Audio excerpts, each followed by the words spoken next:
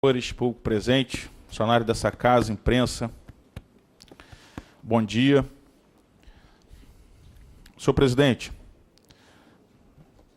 como não poderia deixar de ser, o meu discurso aqui hoje no Grande Expediente, ele obrigatoriamente terá que abordar os últimos acontecimentos que colocaram o nome de Macaé no seio dessa que é uma das maiores operações já feitas de investigação, de apuração de desvios de conduta no país, que é a Operação Lava Jato.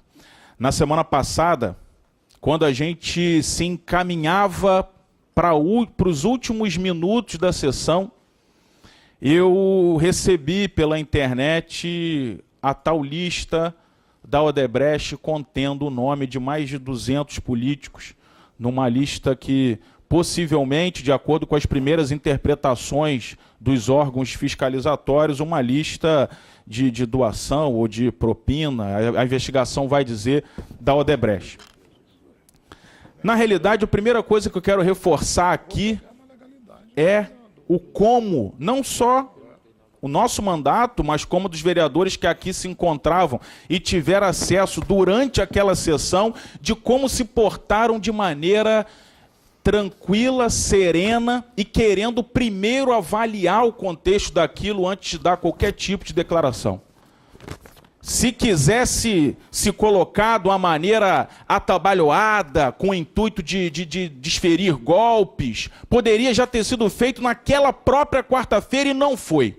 Todos preferiram sair das sessões, aprofundar a análise desses documentos, entender, até escutar as primeiras explicações, para depois falar algo. E acredito que hoje aqui a gente tem a obrigação, aí sim, de fazer umas primeiras abordagens em relação a tudo isso.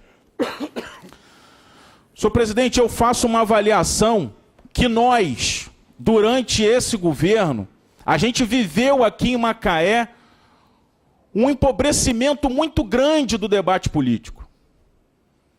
Mesmo com todos os problemas, com todas as denúncias aqui feitas de má prestação de serviços, de má qualidade de políticas públicas, de tentativa de trazer em audiências públicas os responsáveis para que a gente debatesse aqui rumos, medidas, a gente viu o governo se furtando a debater os rumos de Macaé. O resultado está aí. O resultado é uma saúde caótica, o resultado é uma educação com a pior nota dela da história do IDEB, o resultado é um transporte público que continua com o monopólio, que antes a promessa era de combatê-lo e não foi, venceu o contrato e houve uma renovação sem qualquer tipo de transparência, e o debate político não acontecendo no município. Na realidade, o prefeito, o governo, ele preferiu utilizar de uma estratégia que era: vou encobrir, vou acobertar o debate político, vestindo eu o personagem do Mãos Limpas, o personagem do que chegou aqui para moralizar, e aquele que ousar discordar do meu projeto de poder, eu, com autoridade, irei apontar o dedo e, sem qualquer tipo de chance dessa pessoa se defender, irei condená-lo. Irei utilizar de todos os espaços que tenho, em mídia, em tudo quanto é lugar, para condená-lo. Assim foram esses 3 anos e alguns meses. A gente pode aqui lembrar o que recentemente o prefeito fez com o próprio jornal Debate. O prefeito foi à rádio e, fazendo às vezes de juiz, de promotor, de acusador, de inquisidor, ele condenou o jornal previamente por uma investigação que está sendo feita. De tabela fez isso também com a Câmara, porque a Câmara também teve que dar as suas explicações, e mesmo o prefeito, escutando as explicações da Câmara, ele fez uso da palavra e classificou tudo como algo errado. Ele, com os servidores, ele faz a mesma coisa. Os servidores que utilizam de prerrogativas constitucionais para tentar fazer greve por direitos, Greve não é nada de bandido, greve não é nada fora da lei, não. É um direito assegurado na Constituição aos trabalhadores. E o governo o que faz? Fala que quem está fazendo greve é baderneiro e que está prejudicando a população, que não quer trabalhar. Assim ele faz. Com os direitos dos servidores que conseguiram incorporação, botou tudo num balaio de gato. Colocou, fazendo pré-julgamento, disse que todo mundo ali tinha conseguido aquilo porque era amigo de ex-prefeito, o que é uma grande injustiça, e está aí. Ontem chegou agora o posicionamento da Procuradoria-Geral da República, mais uma vez, impondo um fato negativo nessa discussão e reafirmando o direito.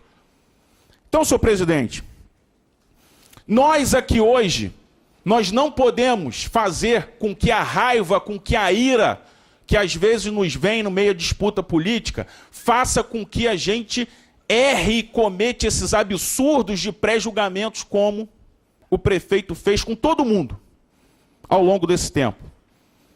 Querendo se colocar como moralizador. Não podemos. Não podemos fazer pré-julgamentos. Mas eu aqui, senhor presidente, eu peço, eu conclamo o prefeito a fazer como, por exemplo, eu mesmo fiz quando me senti atingido pelas mentiras que ele tenta colocar contra mim, contra familiares meus. Eu quero que ele tenha a coragem daqueles que não têm nada a temer. Porque quando ele inventa todo um enredo para atingir quem ousa enfrentá-lo, quem tem a coragem de enfrentá-lo, eu chego aqui e mais uma vez repito, mesmo tendo minoria nessa casa, quero uma CPI, pode ser de maioria governista, porque eu tenho os argumentos para rebater cada mentira que ele diz nas páginas dos jornais. Mas, senhor presidente, quero que o prefeito, diante de tudo que está acontecendo, diante de todas as informações divulgadas, que ele oriente publicamente a sua bancada, que ele diga para a população que ele quer ser o primeiro a vir aqui numa CPI instaurada para que ele venha se explicar. Para que ele venha aqui mostrar por A mais B por que o que está sendo dito, não por aqui. Porque o que foi dito aqui, a notícia que vem não é notícia fruto do jogo político. A notícia vem das investigações da Polícia Federal. E que ele venha aqui a essa casa enquanto poder fiscalizador, que ele venha aqui se explicar, com detalhes, que ele venha refutar cada informação que está sendo divulgada, porque nós não estamos aqui para fazer pré-julgamentos, mas nós temos a necessidade de aprofundar toda essa questão. Nós temos a obrigação de entender o que está acontecendo, sob pena de estarmos ferindo, inclusive, os juramentos que fizemos no momento da nossa posse, onde a gente jurou zelar pela lei orgânica, pela Constituição Federal e pelas leis. Então, fica, senhor presidente, para encerrar, esse chamamento, que o prefeito publicamente fale e oriente o seu grupo político da importância de se instaurar a CPI, que ele venha aqui, durante esse processo de fiscalização, falar, se explicar, escutar, porque o caso é mais do que sério, senhor presidente. Muito obrigado.